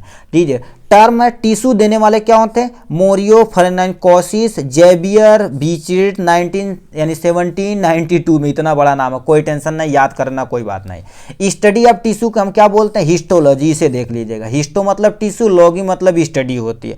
जब हम टिश्यू की स्टडी करते हैं तो उसे हम क्या बोलते हैं, हिस्टोलॉजी बोलते हैं। सेल की स्टडी करते हैं तो उसे हम क्या बोलते हैं, साइटोलॉजी बोलते हैं। ठीक है, ये हो गया इनके बारे में। ठीक, ये सब टर्म वगैरह देख सकते हैं। हमसे पूछा है, ठीक है, हमने डिफिनेशन बता दिया, 3 नंबर का पूछा, तो ये फ्लो चार्ट आप बना देंगे वहाँ से। देखो हमारे टोटल पास 3 होते हैं, epithelial tissue, connective tissue, muscular tissue और नर्वस टिश्यू। इपिथेलियल टिश्यू कहीं भी रहेंगे, टोटल 3 रहते हैं, 4 रहते हैं, epithelial tissue, connective tissue, muscular tissue और नर्वस टिश्यू। अब यानी इपिथेलियल टिश्यू क्या होती है, इपिथेलियल टिश्यू कहीं भी रहेंगे तो हाँ प्रोटेक्शन का काम करेंगे। क्या करेंगे, प्रोटेक्शन का काम करेंगे और ऊपर की लेयर बनाएंगे। ठीक है, तो ये इपिथेलियल टिश्यू का काम है। इसी को फ्लो चार्ट को बना देंगे, यहाँ से देख सकते हैं। इपिथेलियल टिश्यू स्क्वाइमस टिश्यू होता है, किस शेप का, स्क्वायर शेप का रहेगा। क्यूबॉइडल होता है जो क्यूब शेप का रहेगा। कॉलमनर मतलब खंभे का शेप का रहेगा। सिलिएटेड मतलब इन्हीं के ऊपर तुम ऐसे सीलिया लगा दो तो सिलिएटेड हो जाएगा। ग्लैंडुलर मतलब जहाँ पर हमारी ग्लैंड रहती है उनके अंदर जो पाया जाता है उसे हम ग्लैंडुलर टिश्यू बोलते हैं। तो एग्जाम्पल कनेक्टिव टिश्यू में क्या होगा, इतने सारे आ जाएंगे। एरियोलर टिश्यू, एडिपोज टिश्यू, टेंडान हो गया, लिगामेंट हो गया, कार्टिलेज हो गया, बोन हो गया और ब्लड हो गया। ठीक है, ये वाला थोड़ा सा पढ़ने ला। लिगामेंट जो बोन से क्या कर देता, बोन का जो कनेक्शन करता, बोन से बोन का कनेक्शन कौन कौन करता है, लिगामेंट। और कार्टिलेज होता है बोन से मसल का कॉन्ट्रैक्शन होता है, क्या होता है, muscle to sorry bone to, हमारे पास क्या होता है, मसल का कनेक्शन कार्टिलेज करता है। बोन के तो बारे में जान ही रहे हैं, ब्लड एक फ्लूइड कनेक्टिव टिश्यू होता है, ये हो गया। मस्कुलर टिश्यू में दो आते हैं, स्ट्रेटेड मसल टिश्यू जिसे वॉलेंट्री टिश्यू बोलते हैं, और एक स्मूथ टिश्यू होता है, एक कार्डियक टिश्यू होता है, क्या होता है, कार्डियक मसल होता है। इतने तुम्हारे पास हो गया। नर्वस टिश्यू अकेला है, तो ये हमने क्या करी, ये नर्वस टिश्यू थोड़ा सा पढ़ लेना, ये इंपॉर्टेंट है, ठीक। तो हमने टिश्यू के बारे में बता दिया और उसके एग्जाम्पल के फ्लो चार्ट के साथ हमने बना दिया, ठीक है। नेक्स्ट पे आते हैं। नंबर 2 हमसे क्वेश्चन पूछा है, व्हाट इज ग्वाइट। ग्वाइट मतलब क्या होता है, गठिया रोग होता है, जो गांठों में हो जाता है गठिया रोग, उसके बारे में आपको बताना पड़ेगा इसके बारे में। तो इसके बारे में यहाँ सामने हम लिख दे रखे हैं, व्हाट इज ग्वाइट। ग्वाइट यहाँ पर हमने ग्वाइट वो ग्वाइटर वाला नहीं, वो ग्वाइटर की स्पेलिंग दूसरी होती है, जो घेघा रोग होता है। यहाँ पर ग्वाइट के बारे में आपको बताना पड़ेगा। तो क्या होता है, gout is a heterogeneous group of disease होती है when is increase level of uric acid, मतलब हमारे ज्वाइंट के अंदर यूरिक एसिड की क्या हो जाती है, अधिकता हो जाती है, और हमारे क्या कहते हैं, क्रिस्टल के रूप में हमारे हर एक ज्वाइंट पे, जैसे मान लेते हैं अंगुली, ये सब ज्वाइंट है ना, यहाँ पर डिपोजिशन हो जाती है, तो उसी में क्या बोलते हैं, ग्वाइट बोलते हैं। कहने का मतलब क्या कर रहते हैं, हमारे शरीर के अंदर जब यूरिक एसिड क्या हो जाता है, लेवल इंक्रीज कर जाता है, और जब लेवल इंक्रीज कर जाएगा तो हमारी ये जो भी ज्वाइंट है उसमें यूरेट क्रिस्टल के फॉर्म में, मतलब छोटे छोटे क्रिस्टल के फॉर्म में वहाँ पर जा क्या होंगे, डिपोजिट होंगे। उसी डिजीज को हम क्या बोलते हैं, ग्वाइट बोलते हैं, ठीक। यूरिक एसिड यदि तुम्हारे शरीर में बढ़ेगी ना, तो तुम्हारी शरीर गांठ बहुत तगड़ा दर्द करेगा, ठीक है। अब कॉजेज क्यों होता है, अब ये देखिए क्यों होता है, क्योंकि उसमें देखो कॉजेज में तुम लिख सकते हो क्या, चाहे तुम्हारा जेनेटिक फैक्टर रहेगा, चाहे तुम्हारा जन्मजात रहेगा, जो अनुवांशिक पाते हैं। हाइपर टेंशन है, बहुत ज़्यादा टेंशन करेंगे तो हमारी जो किडनी है सही से फंक्शन नहीं करेगी, यूरिक एसिड को बाहर नहीं करेगी, तब भी हमारा डिपॉजिट हो जाएगा, ठीक है। इन्वायरमेंटल फैक्टर, बहुत सारे इन्वायरमेंटल फैक्टर हो सकते हैं, ठीक। डायबिटीज, मतलब किसी पर्सन को शुगर है, डायबिटीज है, इंसुलिन सही से काम नहीं कर रहा, तब भी हो सकता है, ठीक। ओबेसिटी, किसी पर्सन को मोटापा हुआ तब भी गठिया रोग हो सकता है। ग्वाइट मतलब गठिया रोग, अब बना के आप लिख सकते हैं। रीनल डिजीज मतलब किडनी में यदि कोई डिजीज हो जाती है तो सही से यूरिक एसिड का फिल्टर नहीं करेगा, जिससे हमारे ब्लड में डिपोजिट होने लगेगा, तब ज़्यादा दिक्कत हो सकती है। डाइट, अब अच्छे डाइट खाते हैं, ठीक है, खराब डाइट खाते हैं जिसमें यूरिक एसिड की मात्रा ज़्यादा है, तब भी वो क्या कर सकता है, दिक्कत कर सकता है, ठीक है। इतना होगा कॉजेज। साइन एंड सिम्टम कैसे देखेंगे, इसमें क्या होगा, जॉइंट पेन होगा, मतलब हाइपर यूरिसीमिया, मतलब हमारे ब्लड के अंदर यूरिया की यदि मात्रा ज़्यादा बढ़ जाती है तो उसे हम क्या बोलते हैं, हाइपर यूरिसीमिया बोलते हैं। तो जॉइंट पेन होगा, तुम्हें थका थका महसूस करेंगे। नी और अदर जॉइंट पे क्या कभी कभी क्या हो जाता है, इन्फ्लामेशन, मतलब सूजन हो जाएगी। तो ये था किसके बारे में, ग्वाइट के बारे में, यानी गठिया रोग के बारे में आपको लिख देना। तो डिफिनेशन हो गया, कॉजेज क्यों होता है और साइन एंड सिम्टम कैसे देखने को मिलता है। थर्ड नंबर हमसे क्वेश्चन क्या पूछ दिया, डिफाइन हीमोपोइसिस। हीमोपोइसिस मतलब क्या होता है, ब्लड का बनना ही क्या कहलाता है, हीमोपोइसिस कहलाता है। हीमो मतलब बनना, हीमो मतलब ब्लड होता, पोइसिस मतलब बनना होता।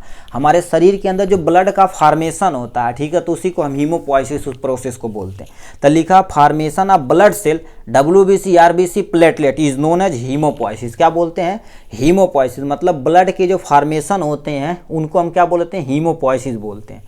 Those tissue involve in haemopoiesis is known as haematopoietic tissue बोलते हैं। मतलब जो यानी हीमोपोइसिस में जो टिश्यू इन्वॉल्व होते हैं, यानी ब्लड को बनाते हैं, उन्हें टिश्यू को हम हीमोटोपोइटिक टिश्यू बोलते हैं, या हीमोटोपोइटिक सेल भी बोला जाता है, कोई टेंशन नहीं, ठीक है। ये हो सकते हैं। अब ये 3 तरह के होते हैं, ठीक है। जब यदि 3 तरह के होते हैं, इरिथ्रोपोइसिस, ल्यूकोपोइसिस और थ्रोम्बोपोइसिस। क्या होता है, इरिथ्रोपोइसिस मतलब क्या होता है, आरबीसी का दूसरा नाम होता है इरिथ्रोसाइट। जब हमारे शरीर के अंदर इरिथ्रोसाइट बनता है, मतलब आरबीसी का फॉर्मेशन होता है, तो उसे हम क्या बोलते हैं, इरिथ्रोपोइसिस बोलते हैं, ठीक है।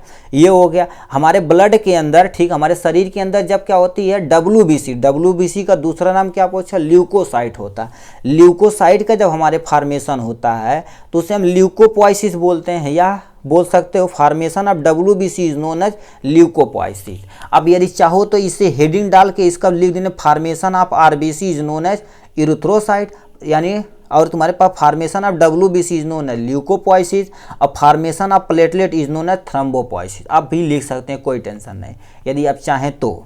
ठीक है। अब साइट ऑफ हीमोपोइसिस हमारे शरीर के अंदर कहाँ कहाँ होता है, एक लीवर के अंदर हीमोपोइसिस होता है, स्प्लीन के अंदर होता है, फाइनली बोन मैरो, सबसे ज़्यादा क्या होता है बोन मैरो के अंदर होता है। अब ये रीजन क्या है हीमोपोइसिस बनने का बताओ, वो तो लिख सकते हैं हेडिंग वोडिंग में, रीजन क्यों बनता हमारे अंदर ब्लड, क्यों, क्योंकि हमें क्या होता है ग्रोथ के लिए, डेवलपमेंट के लिए, डिफेंस के लिए, WBC डिफेंस काम कर देती है, immunity system, body temperature regulate, ये सब तो हम नहीं जानते, तुम्हें आता नहीं होगा, ठीक है। ब्लड हमारे अंदर क्यों बनता वही तुमसे पूछा हुआ, ब्लड नहीं बनेगा तो बहुत सारे डिजीज हो जाएंगे, ये सारी चीज़ें। नेक्स्ट क्वेश्चन पे चल, 4 नंबर हमसे क्वेश्चन क्या पूछा है, मैक्टूरेशन। मैक्टूरेशन मतलब क्या होता है, मेंस्ट्रुएशन नहीं, मैक्टूरेशन। जब हम पेशाब करते हैं मतलब हमारे जो थैली होती, पेशाब की थैली के द्वारा जो जब हमें इच्छा होती तो बाहर निकालते हैं, तो उसी प्रक्रिया को हम मैक्टूरेशन बोलते हैं। तो एक्चुअल में होता क्या, इसकी डिफिनेशन तुम सुनिए।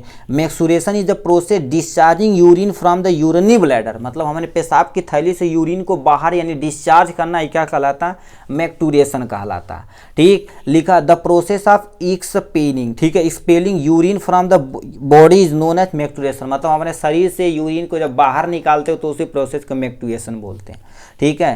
क्या रखा है, an average a normal adult excrete करता 1 से 1.5 लीटर, मतलब एक एवरेज पर्सन देखा जाए तो 1 से 1.5 लीटर हम क्या कर देते हैं यूरिन का पर डे इतना हम यूरिन निकाल देते हैं, ठीक है। मैक्टूरेशन जो प्रोसेस होता है 2 फेस में होता है, क्या होता है 2 फेस में होता है, यहाँ से याद रखना 2 फेस में होता। सबसे पहले स्टोरिंग फेज, मतलब हमारी जो किडनी के अंदर नेफ्रॉन है, नेफ्रॉन के अंदर क्या हो जाता है, जो हमारा यूरिन बनता, तो बताओ हमारी यूरिनरी ब्लैडर में क्या होगा, पहले इकट्ठा होगा, क्या होगा हमारे यूरिनरी ब्लैडर में इकट्ठा होगा, तो उससे हम स्टोरेज फेज बोलते हैं। ऐसा नहीं कि नल की लगा होता हमेशा भर भर निकलता रहता, वहाँ से बनता तो स्टोरेज किया जाता है, जब हमें ज़रूरत होती तो हमारे CNS यानी सेंट्रल नर्वस सिस्टम को मैसेज भेज दिया जाता है कि हमें पेशाब लगी तुम बाहर निकालो, तो उससे हम प्रोसेस को क्या बोलते हैं, वॉइडिंग फेज बोलते हैं। मतलब 2 फेज होता है कि स्टोरिंग फेज जब यूरिन को स्टोरेज किया जाता है, ठीक, तो उसे इन यूरिनरी ब्लैडर में, पेशाब की थैली में, तो उसे हम स्टोरेज फेज बोलते हैं। दूसरा क्या हो जाएगी, वेडिंग फेज बोलते हैं, जो क्या कर देती है, सिग्नल देती है। जब ये भर जाता तो सिग्नल जाता सेंट्रल नर्वस सिस्टम के द्वारा, कहाँ पर, हमारे ब्रेन के अंदर सेरिब्रल कॉर्टेक्स को, तो वो क्या कर देता, बेटा तुम अब पेशाब करो, ठीक है, ये हो गया। और कभी कभी क्या हो जाता है, बिस्तर पे कर देते हैं, कितने लोग बहुत बड़े बड़े लेवल पे कर देते हैं, ठीक। देखो ये हमारे पास किडनी हो गई, किडनी के अंदर नेफ्रॉन हो गया, नेफ्रॉन के अंदर बनता, तो ये जो नली होती है इसे हम क्या बोलते हैं, पेशाब की नली, जिसे यूरेटर बोलते हैं, ठीक है। यूटेरस, सॉरी यूरेटर नहीं, यूटरस तो फीमेल के अंदर वो हो जाएगा दूसरा, ठीक, यूसे यूरेटर बोलते हैं। यूरिन ये collected in the nephron, nephron में बन रहा है, वो क्या करेगा, फ्लो यूरेटस के द्वारा, सॉरी यूरेटस के द्वारा क्या कर दिया जाए, यूरिनरी ब्लैडर में स्टोरेज की, जब जरूरत रहेगी तो इस फेज के जरिए यहाँ से मैसेज आएगा तो हम उसे बाहर कर देंगे, इसी को हम क्या बोलते हैं, मैक्टूरेशन। यहाँ से आप स्क्रीनशॉट भी ले सकते हैं, ठीक, ये हो गया। अब नेक्स्ट पे आ जाते हैं, तुम्हारे पास क्या हो गया, short note about heart sound. Heart sound के बारे में आपको शॉर्ट नोट लिखना है, ठीक है, ये हो गया।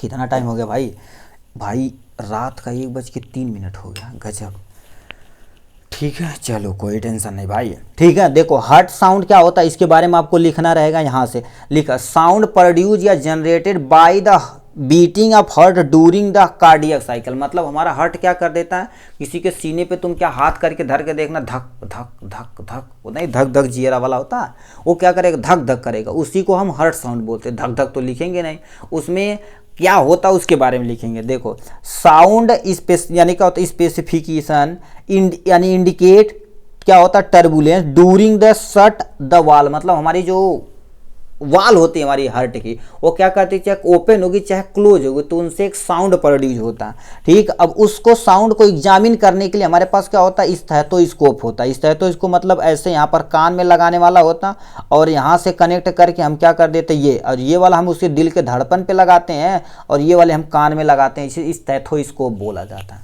ठीक। ये हो गया। अब डॉक्टर बन जाएंगे तो यही आप लेके चलेंगे स्टेथोस्कोप। बहुत सारे ऐसे लड़के होंगे जो इसके बाद नीट की तैयारी वगैरह पे लगे होंगे, ठीक है। लिखा, this sound is generated by the flowing of the blood, blood क्या करते हैं, जब फ्लो करता है तब ये जनरेट किया जाता है, ठीक है।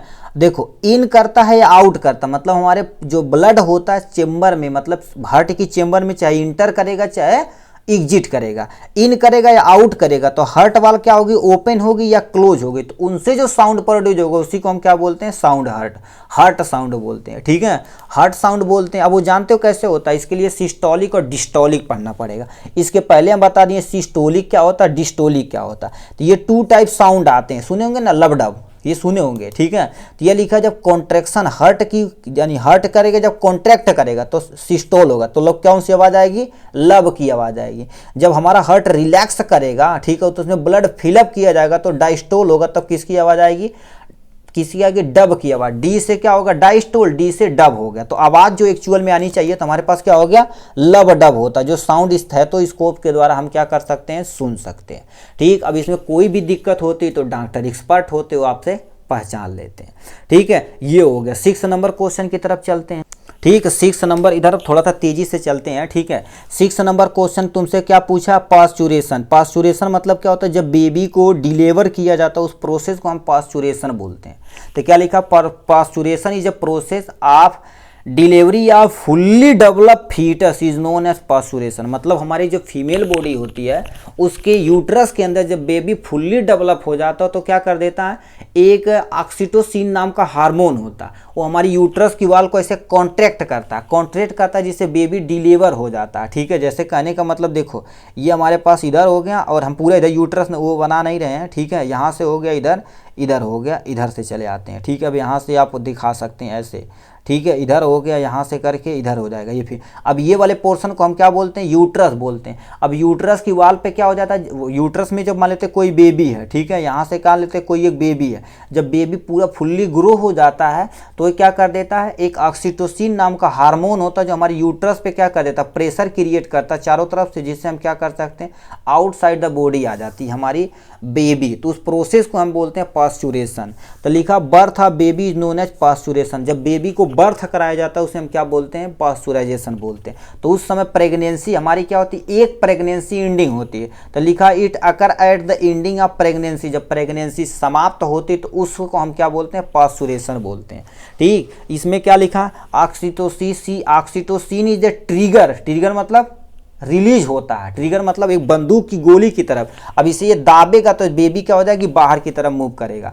ठीक है, trigger of labour pain, labour pain होता है और बेबी क्या हो जाता है, डिलीवर हो जाता है आउटसाइड द यूट्रस, यानी यूट्रस से क्या हो जाएगा, बेबी बाहर आ जाएगा। तो उसी प्रोसेस को हम, ये वाला याद रखना। ठीक है, ये यानी ऑक्सीटोसिन को also known as love hormone बोलते हैं, और ये क्या कर देता है, हमारी यूट्रस की वाल के ऊपर प्रेशर क्रिएट करता है। ठीक है, अब क्या होगा, फीटल इंजेक्शन रिफ्लेक्स होता, मतलब इसमें इंजेक्ट मतलब फीटल को बाहर की तरफ निकालना ही एक रिफ्लेक्स, मतलब बाहर की तरफ फेंकना। एक सिग्नल जाता है फॉर पास्चुरेशन, ओरिजिनेट होता कहाँ पर, फुल्ली बेबी हमारे पास जब हमारी पूरी यानी बेबी फुल्ली क्या हो जाता है, डेवलप हो जाता है, तो वहाँ से मैसेज अपने आप जाता है हमारे। ठीक है, कितना देखो सीक्वेंस में सारी चीज़ें होती हैं। यानी अभी देखो 5 महीने का बेबी है तो बाहर नहीं निकलेगा, क्यों, क्योंकि अब बताओ वो पूरा मैच्योर नहीं, जब फीटस पूरा मैच्योर हो जाता है बाहर निकालने के लिए अपने आप हार्मोन में चेंजेज होती है। ठीक, उसमें प्रोगेस्टेरॉन, एस्ट्रोजन वो सब लेवल को कम कर दिया जाता है, ऑक्सीटोसिन लेवल को इंक्रीज करा दिया जाता है, वो यूट्रस को कॉन्टैक्ट करता है, बेबी आराम से डिलीवर हो जाता है। इसी प्रोसेस को हम क्या बोलते हैं, पास्चुरेशन। आशा करते हैं पास्चुरेशन आपको समझ में आया होगा। नेक्स्ट पे आ जाते हैं, तुमसे क्या लिखा है यहाँ पर, एक बार पेपर दिखा देते थोड़ा सा तसल्ली आपको हो जाए। ठीक है, देखो ये पास्चुरेशन यहाँ से हमसे पूछा था, 5वां नंबर क्वेश्चन पूछा है हार्ट साउंड, ये भी हम पढ़ चुके हैं। पास्चुरेशन ये भी पढ़ लिए, ये मिक्सचुरेशन था, पास्चुरेशन भी पढ़ लिए। राइट 3 फंक्शन ऑफ लीवर, जो लिखा 3 फंक्शन तो 3 लिखो, ज़्यादा नहीं। ठीक है, क्योंकि आपके पास समय बहुत नहीं है। ठीक, तो हमसे पूछा राइट 3 फंक्शन ऑफ लीवर, तो हमने इतना 5 लिख दिया, तो आपको 3 ही लिखना है।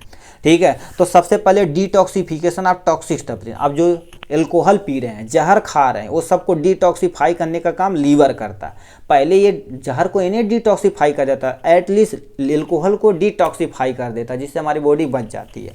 ठीक, प्रोटीन सिंथेसिस का काम यही करता है। ग्लाइकोजन मतलब जो भी हम भोजन खाते हैं, ग्लाइकोजन के फॉर्म में स्टोरेज करने का काम यही करता है। मेजर रोल ऑफ मेटाबॉलिज्म, मतलब मेटाबॉलिज्म का मेजर रोल क्या कर देता है, लीवर ही करता है। ठीक है, और प्रोड्यूस करता बाइल, बाइल को प्रोड्यूस करता है जो हमारे फैट के डाइजेशन में, जो घी खाते हैं फैट के डाइजेशन में लीवर निकालता है जो बाइल, ठीक है, जो गाल ब्लैडर में स्टोरेज होता है कॉन्सेंट्रेशन के फॉर्म में, वो किसको डाइजेशन करता है, फैट का डाइजेशन करता है। ये हो गया। 8वां नंबर हमसे क्वेश्चन पूछा है, 8वां नंबर हमसे क्वेश्चन पूछा है, कह रखा name 3 sense organ of human body, मतलब हमारे शरीर के अंदर किसी 3 सेंस आर्गन का तुम्हें केवल नाम लिखना है। ठीक है, देखो हमारे पास एक टंग होता, नोज होता, ईयर होता, मगर हमने यहाँ फंक्शन भी लिख दिया। ठीक, टंग का क्या होता है, टेस्ट का करना और सलाइवा को मिक्स करना इनटू द फूड में, जो हमारी सलाइवली ग्लैंड से सलाइवा निकलती है उससे क्या कर देता, फूड में मिक्सिंग करने का काम करता। नोज क्या कर देता, ये स्मेल को देखता, मतलब सूंघने का काम आता है। ठीक है, और रिस्पायरेशन, सांस लेने में भी ये काम आता है। ठीक है, अब ये क्या होता है, आ जाते हैं ईयर पे। ईयर क्या कर देता है, हियरिंग का काम करता है, यानी सुनने का काम क्या होता है, ईयर का। अब मेंटेन द बॉडी पोस्चर, ठीक है, पोस्टी पोस्चर बैलेंस, मतलब हमारी जो बैलेंस बॉडी का काम करने का यही हो गया।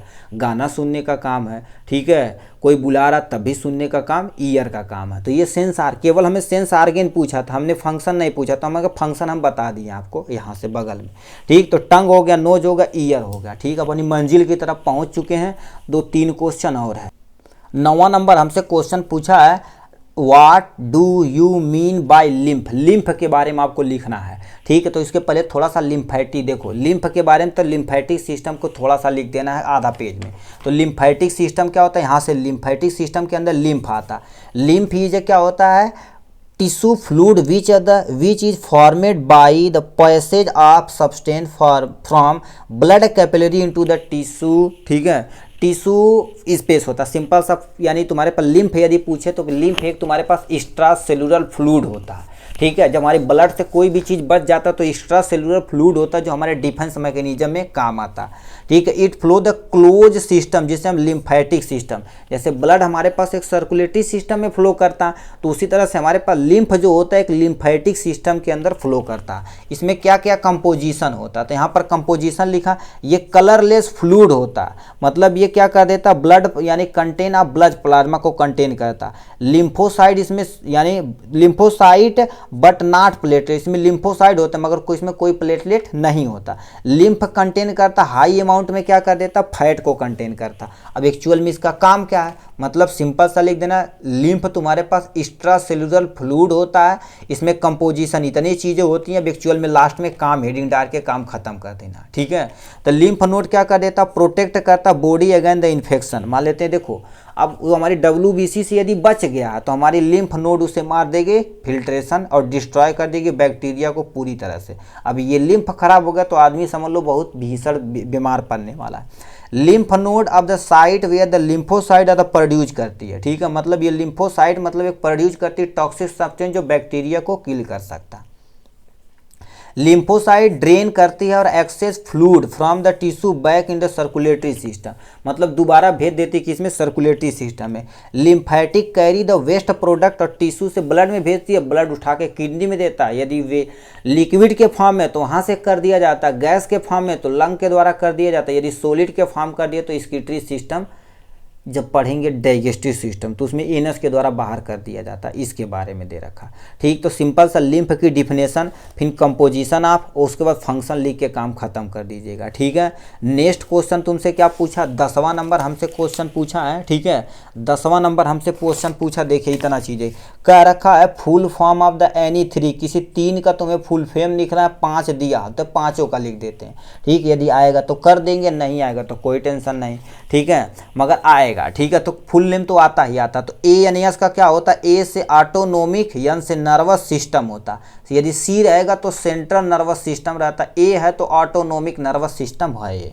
ठीक, यानी ECG का फुल नेम क्या होता है, E से इलेक्ट्रो, C से कार्डियो, G से क्या हो जाएगा ग्राम, ग्राफ नहीं लिखिएगा ग्राम लिखिएगा, इलेक्ट्रोकार्डियोग्राम होता है। ESR क्या होता है, E से इरिथ्रोसाइट होता है, S से सेडिमेंटेशन, R से क्या होता है रेट होता है। ये देखो ESR होता है, इरिथ्रोसाइट सेडिमेंटेशन रेट होता है। RBC का फुल नेम क्या होता है, रेड ब्लड कार्पोसेल या सेल भी लिख सकते हो, कोई टेंशन नहीं। G से क्या होता है, गैस्ट्रो इंटेस्टाइनल ट्रैक होता है। क्या होता है, G से गैस्ट्रो इंटेस्टाइनल ट्रैक, यानी ये डाइजेस्टिव सिस्टम से रिलेटेड है। लास्ट एंड फाइनल क्वेश्चन आपके सामने, आपको 10 ही करना है मगर हमने 11 कर दिया, इसमें ज़्यादा हम नहीं लिखे आपके कार्य में।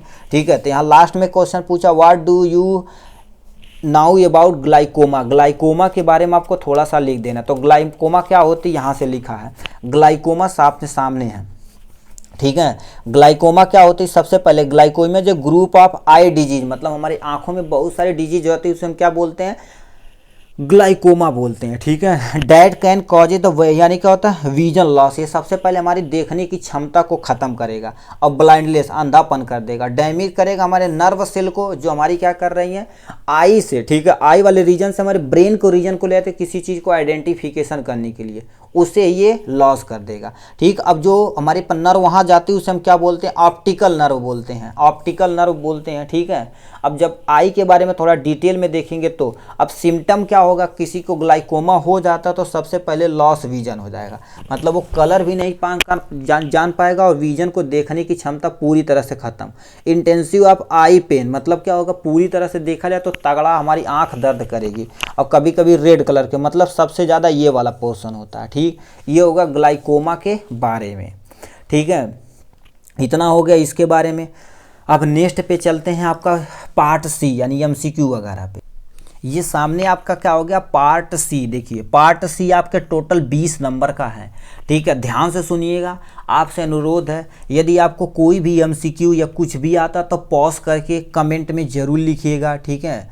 अब नहीं तो हम क्या करेंगे, आपको पूरा कराए ही कराएंगे, ठीक। थोड़ा सा बड़ा कर दिए जिससे आराम से आपको दिखे, ठीक है। इसमें पहला क्वेश्चन एमसीक्यू है, याद रखना 8 एमसीक्यू रहेगा टोटल। तो इसमें लिखा which are the following known as the power house of the cell, मतलब इन चारों में से किसे power house of the cell, कितने लोग मन में सोच लिए होंगे, कन्फर्म है, हम तो जान गए होंगे, ठीक, मन की बात जान गए।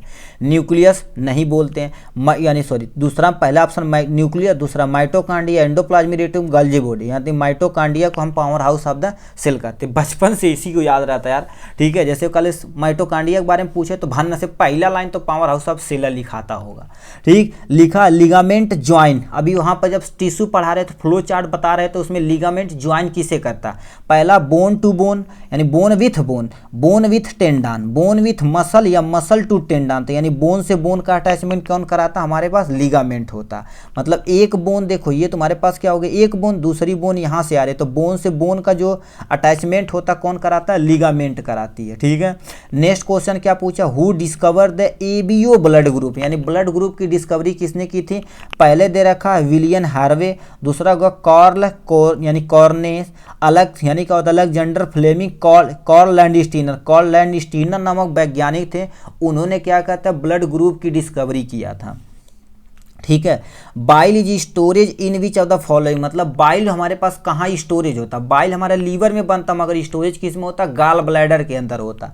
तो पहला duodenum no, stomach no, small intestine no, तो गाल ब्लैडर में हमारा क्या होता है, जो बाइल होता है वो स्टोरेज किया जाता। 5वां नंबर में क्या पूछा तुमसे, कह रखा सीक्रेट, देखो which of the following secrete tear, मतलब आंसू कौन निकालता, एड्रिनल ग्लैंड, ये किडनी के पास होती तो इससे कोई रिलेशन नहीं, थायराइड ग्लैंड ये भी इससे रिलेटेड कोई नहीं है, लक्राइमल ग्लैंड, ऐसी ग्लैंड जो हमारी आंखों में पाई जाती है उसे लक्राइमल ग्लैंड बोलते हैं, सबसियस ग्लैंड ये भी इससे रिलेटेड है, तो मतलब lacrimal gland is the correct option. ये 5वां तक था। अब इधर नेक्स्ट पे आते हैं, ठीक है। 6वां नंबर क्या पूछा है, which of the following known as a master gland, इसमें से किसे मास्टर ग्लैंड बोलते हैं, ठीक है। देखो मास्टर ग्लैंड हम किसे बोलते हैं, पिट्यूटरी ग्लैंड को मास्टर ग्लैंड बोलते हैं। तो पहला ऑप्शन पिट्यूटरी ग्लैंड ही जो करेक्ट है, दूसरा ऑप्शन स्वेट ग्लैंड ये पसीने से रिलेटेड है, पैराटॉइड ग्लैंड ये नहीं, एड्रिनल ग्लैंड किडनी के पास पाया जाता है, तो मास्टर ग्लैंड किसे कहते हैं, पिट्यूटरी ग्लैंड को बोलते हैं, ठीक है। नेक्स्ट दे रखा 7वां, testosterone produce by the which of the following, मतलब इसमें से कौन सा ऐसा जो टेस्टोस्टेरोन निकालता है, ओवरी, मतलब टेस्टोस्टेरोन ये तुम्हारे मेल हार्मोन होता है, फीमेल हार्मोन क्या होता है, प्रोजेस्टेरोन और एस्ट्रोजन होता है। तो ये कह रखा टेस्टो यानी टेस्टोस्टेरोन मेल के अंदर निकलता, तो ओवरी तो मेल के अंदर होता नहीं है। पैंक्रियाज ये इंसुलिन निकालता और ग्लाइकोगॉन निकालता, तो ये भी रॉन्ग हो गया। थायराइड ग्लैंड के बारे में पढ़े नहीं, इसके बारे में पढ़े तो ये ऐसा कुछ टेस्टोस्टेरोन नहीं निकाला, टेस्टिस हमारा क्या निकालता, टेस्टोस्टेरोन निकालता है। Spinal cord is related to which of the following, इसमें से कौन सा यानी किससे रिलेटेड है, यूरिनरी सिस्टम, ये तो पेशाब से रिलेटेड है, ठीक है। तो ये हो जाएगा डाइजेस्टिव सिस्टम, ये भी नहीं है, ये भी नहीं है, ठीक। ऑसियस सिस्टम हड्डी से हो जाएगा। तो नर्वस सिस्टम जो तुम्हारे पास होता है, स्पाइनल कार्ड जो तुम्हारी कितना 12 पेयर में होती है, कितने पेयर में, 12 पेयर में होती है, जो पीछे होती है, ठीक। तो 8 MCQ हमने डिटेल में देख लिया। अब फिल इन दी ब्लैंक को आपको देखना है, क्या full form of TSH। TS से क्या होता है, याद रखना, T से क्या होता है, थायराइड होता है, क्या होता है तुम्हारे पास, थायराइड। और यस से क्या होता है, स्टिमुलेटिंग, क्या हो गया, स्टिमुलेटिंग। यस से क्या हो गया, हार्मोन हो गया, ठीक है। यहाँ पर क्या होगा, थायराइड स्टिमुलेटिंग हार्मोन हो गया, ठीक है। हम यहाँ थोड़ा सा लिखते चलते हैं, यदि आपको आता है तो जल्दी कमेंट बॉक्स में लिखिएगा, ठीक है। Human skeletal is made up of total bone, ये तो भाई कमेंट बॉक्स में लिख के दिखा दो, कम से कम 10 नंबर का। चलो इसे लिखा दो, मतलब क्या रखा, हमारी पूरी शरीर में कितनी हड्डियां होती हैं, ठीक, कितनी हड्डियों से बनी होती हैं। तो इसे तो कम से कम 10वें नंबर पे देखो कितने लोग ऐसे हैं, कमेंट बॉक्स में लिखें। देखो कमेंट में थोड़ा सा लिखेंगे। अब तुम सोचो 1 घंटा 13 मिनट टू बी कंटिन्यू हम बोल रहे हैं, तो आप थोड़ा सा एफर्ट जरूर करिए भाई, ठीक है। 10वां नंबर आप कमेंट में लिख के दिखाएंगे, a person having the blood group AB, मतलब किसी पर्सन के पास ब्लड ग्रुप AB है, consider as a universal recipient होता, क्या होता है, यूनिवर्सल रिसिपिएंट, मतलब वो किसी से वो क्या कर सकता है, रिसीव कर सकता है।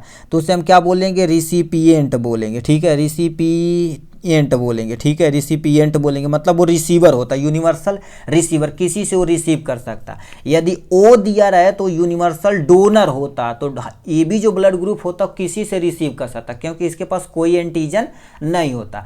और O वाला जो ब्लड ग्रुप होता है वो किसी को दे सकता है, ठीक है, उसके पास कोई एंटीबॉडी नहीं होती है, ठीक है। ये हो गया। इसके बाद लिखा है मोस्ट प्रेगनेंसी लास्ट अराउंड कितना दिन, मतलब क्या होता है, लास्ट जो लास्ट, यानी तुम्हारे पास क्या रखा, मोस्ट प्रेगनेंसी लास्ट अराउंड, सबसे बाद वाला तुम्हें बताना, तो कितने वीक होता है, अभी पढ़े होंगे, ठीक है। उससे कितना वीक होता टोटल, और टोटल देखा जाए तो 40 से लेके क्या होगा 42 वीक होता। तो अब इसे डे में, मतलब इसमें 7 से गुणा करके जितना आएगा यहाँ छाप देना बाबू, ठीक। ये हो गया। अब तुम कर देना भाई, 7 से गुणा करोगे ना तो यहाँ पर जितना आएगा यहाँ पर लिख देना। लिखा है नेक्स्ट क्वेश्चन 13 नंबर, लिखा टारगेट बोन इन ह्यूमन, ठीक, सॉरी टारगेट नहीं, largest bone in human body. अब इसे तो कमेंट बॉक्स में लिख कर दें, ये तो बचपन से पढ़ते हैं, छोटी हड्डी बड़ी हड्डी, ठीक। तो इसमें लार्जेस्ट बोन मतलब सबसे बड़ी हड्डी पूछा, यहाँ पर बता देंगे, ठीक है। 14 नंबर क्या पूछा, रेनिन एंजियोटेंसिन सिस्टम, मतलब RAAS mechanism major control system for, बताओ किसके लिए होता। ये हमारे पास क्या होता है, बैलेंस करता, किसे, देखो हमारे पास जो भी फ्लूइड रहता है उसे बैलेंस करता। हमारे जो पर ब्लड प्रेशर, सिंपल सा लिख देते हैं ब्लड प्रेशर, ठीक है, ब्लड प्रेशर हो गया, ठीक है। ब्लड प्रेशर एंड फ्लूइड को क्या कर देता है, ये बैलेंस करने का काम रेनिन एंजियोटेंसिन, जिसे हम रॉस में क्या बोलते हैं, शॉर्ट में रास मैकेनिज्म बोलते हैं, RAAS बोलते हैं, ठीक है। ये लिखा है।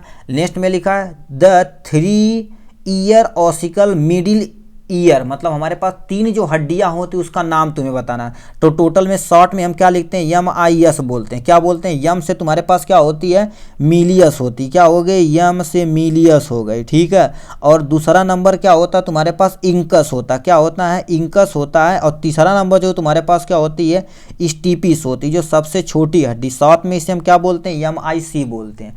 मतलब हमें क्या रखा, 3 हड्डियों के नाम बताना जो हमारे पास मिडिल ईयर पे पाई जाती है। तो ये शॉर्ट में MIS, यम से क्या हो जाएगा, मिलियस हो जाएगा, आई से इंकस हो जाएगा, यस से तुम्हारे पास स्टीपिस हो जाएगा, ठीक है। ये हो गया। ये हो गया 15 नंबर क्वेश्चन तक। अब यहाँ तुम्हें 1 वर्ड में तुम्हें क्या कर देना है, बताना है, ठीक है। तो यहाँ पर कहा how many chamber are present in heart human, मतलब हमारी जो हार्ट होती कितने चेंबर होते, टोटल 4 चेंबर होती है ऐसे, ठीक है। अब उसका पूरा नाम आपको लिखना पड़ेगा। लेफ्ट आर्ट्रियम होता, लेफ्ट आर्ट्रियम होता, इसे हम क्या बोलते हैं, राइट आर्ट्रियम बोलते हैं। और इसे क्या बोलते हैं, लेफ्ट वेंट्रिकल बोलते हैं। और इसे क्या बोलते हैं, राइट वेंट्रिकल बोलते हैं। इन चारों नंबर का पूरा नाम लिखना। क्या लिखना, नहीं आ रहा तो ऐसे भी लिख सकते हो, कोई टेंशन, नंबर डाल के मगर लिखना। Left LEFT, left atrium, right atrium, right ventricle और लेफ्ट वेंट्रिकल लिखना है। ये 10वें नंबर 16 नंबर का क्वेश्चन है। 17 नंबर में पूछा how many cranial nerve are present in our body, मतलब हमारे शरीर में कितने पेयर क्रेनियल, अभी वहाँ पर बोले थे तो हमारे पास कितने पेयर है, हमारे पास टोटल 12 पेयर है। कितना पेयर है, टोटल 12 पेयर हमारे पास क्रेनियल नर्व पाए जाते हैं। 18 नंबर क्वेश्चन पूछा है, ठीक है। अब 18 नंबर एक क्वेश्चन और कमेंट में बॉक्स में लिख के दिखाई। यहाँ पर क्या पूछा है, लिखा है आवर स्ट्रीचिंग यानी क्या होगा, twisting ligament and tendon around the joint causes disease, मतलब हमारी लिगामेंट और टेंडन जब स्ट्रीच कर जाती, खींचा जाती, तो उस कंडीशन उससे कोई एक डिजीज काजेज करती है। डिजीज एक्चुअल नहीं होती है, ठीक, तो डिजीज के तौर पर रखा जाता है। कहते हैं लिगामेंट खींचा गया, तो उसका तुम्हें नाम लिखना है यहाँ से। मतलब 18 नंबर आप क्वेश्चन कमेंट बॉक्स में लिख के दिखाएंगे, ठीक है, और 13 नंबर करके दिखाएंगे, और एक हम बोले 10 नंबर। 3 क्वेश्चन आप पा चुके हैं होमवर्क के तौर पे, आप जरूर करिएगा, ठीक है। How many pair of rib we है, मतलब हमारे पास जो रिब्स है, ठीक है, रिब्स है उसमें कितने पेयर हैं, तो हमारे पास देखा जाए तो हमारे पास 12 पेयर हमारे पास क्या होते हैं, रिब्स होते हैं। अब कितने फ्लोटिंग होते हैं, ठीक है, और कितने ज्वाइंट होते हैं वो भी आप थोड़ा सा पढ़ लेना, ठीक। Blood is example of type of tissue, blood तुम्हारे पास क्या होता है, हमारे पास देखा जाए तो फ्लूइड कनेक्टिव, ठीक है, फूड कनेक्टिव टिश्यू होता, क्या होता, फ्लूइड कनेक्टिव टिश्यू होता। कौन सा होता, फ्लूइड कनेक्टिव टिश्यू होता। तो यहाँ पर लिख देंगे blood is a fluid connective tissue होता, ठीक है। तो ये आपका था टोटल 1 घंटा 19 मिनट होने वाला है, ठीक है। तो अब से भाई तब से हम आपकी सेवा में तत्पर हैं, ठीक है।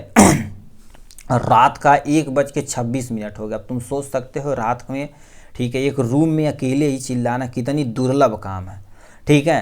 तो आपको यदि समझ में आया होगा तो छोटा सा आपका प्यार रहेगा तो बहुत अच्छी बात रहेगी, ठीक है। आप फर्स्ट ईयर आप ऐसे कुछ आराम से पास हो सकते हैं। इन्हीं के हम सुपर 25 क्वेश्चन इसी के नीचे लिंक डिस्क्रिप्शन में दे देंगे।